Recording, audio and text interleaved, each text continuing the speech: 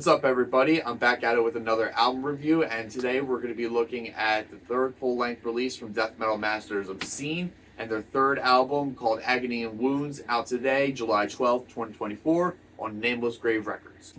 Formed in 2016, Obscene are a death metal band from Indianapolis, Indiana. The band is ultimately labeled as a death metal band, but have various influences from thrash, doom, and melodeath as well. Following their Sermon of the Snake demo that was self-released in 2017. They caught the attention of Blood Harvest Records, and who had soonly remastered and reissued a demo and helped them put out their first LP and their first full-length, The Inhabitable Dark, in 2020. But due to the pandemic, they weren't able to play any live shows until 2021, where the band resurfaced to successful festival appearances at both the Tri-State Terror Festival as well as Full Terror Assault, and they were able to play with some incredible bands such as None Slaughter, the Indianapolis Homies, and Wraith, Bat, and a plethora of other bands, while at the same time writing and recording their follow-up album, which will be coming out in 2022, which we all love is known as From Dead Horizon to Dead Horizon. For the next 2 years, Obscene would go on to play a variety of acts such as Molder, Mortiskull, Skeletal Remains, and going on to play in a bunch of festivals as well, growing their fan base at the same time, which leads us up to their third full-length, Agony Wounds, released today on Nameless Grave Records. So, how is the album compared to these other ones? Agony Wounds feels like a really cool continuation from the Dead Horizons album, but pushes the band beyond their comfort zone with elements of melodeath, doom metal, and, of course, just old school death metal for both the US and Swiss alike. And this is just sprinkled across the entire record and here throughout multiple tracks. And Obscene really showed off their playing on this record, pushing themselves even more so. For example, in the song "The Noxious Expulsion," it opens with this beautiful guitar harmony. It's very reminiscent to a lot of earlier At the Gate style playing, and you can definitely hear these influences throughout the rest of the record. And it really does help that members of the band were also playing in other bands at the same time, between Mothers of Grave, Acheron, and Summon the Destroyer. Riding Behind the Madness is definitely one of my favorite songs off of this release. Between these howling guitar solos from guitarist Mike Morgan and the vigorous drumming that are layered over nicely beautiful with Kyle Shaw's distinguishable howls that he pulls out throughout this record. Just nasty, empty howls of just crying out for help, it feels like. This track is definitely a standout because of this and encapsulates what this band is really made and capable of. I really feel like this band definitely pushed themselves a lot more with this record, and it is very, very imminent that how much they've just grown over the past few short years.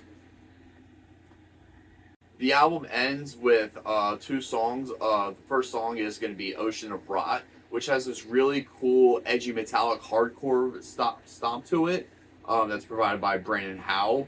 And the title track also, Agony of Wounds, which just definitely shows how much this band has grown and how much they're willing to dive into different parts of adding these different elements into death metal.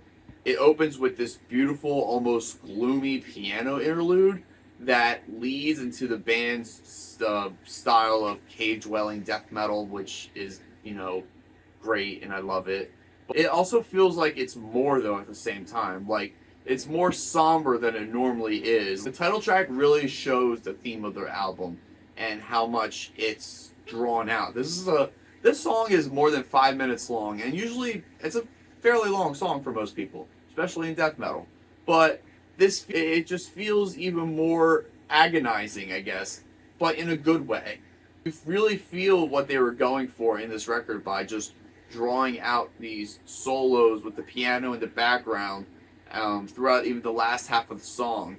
And as it fades out, going out with a Vincent Price quote from The Mask of the Red Death, it just adds this interesting layer of like melancholy almost into death metal that is normally not talked about in death metal, and I really feel like Obscene has gone to push themselves to this different style in death metal, which, I mean, it's beautiful, it's sad, but happy. Overall, Obscene provided us with a death metal classic that we're going to look back fondly in years to come. They put out probably one of my favorite records that I didn't know was coming out so soon. I looked at my calendar and I was like, holy shit, this album's coming out this week. Fuck, I got to do a review for it. Got turned on to Obscene from the Metalhead box. I got a t-shirt in from them, and then I slowly started to dive into them a little bit more. I then saw them at Full Terror Assault in 2021, and have just been consistently listening to them ever since. I can really say that they put out a piece of carnivorous death metal that is just sure to tickle the fancies for old school fans of old school death metal such as Sphinx and Sinister and At the Gates and Carcass, to the newer school fans who love Gate Creeper, Tomb Mold, Coffin Mulch, and Witch Vomit. I really love this album. I'm giving it about an 8 out of 10. I feel like this is definitely their strongest album to date, and I can't wait to hear these songs played live. Make sure you guys pick up your copy of Agony Wounds on CD, vinyl. Make sure you stream it wherever you stream your music, and make sure you guys also. And as always, the links are down below for all the pre-orders and the merchandise options. Make sure you're following Obscene and staying in contact with them so you guys can be up to date with upcoming tour dates and other announcements. Thank you guys for watching, and I'll see you guys very much soon. Take care for now.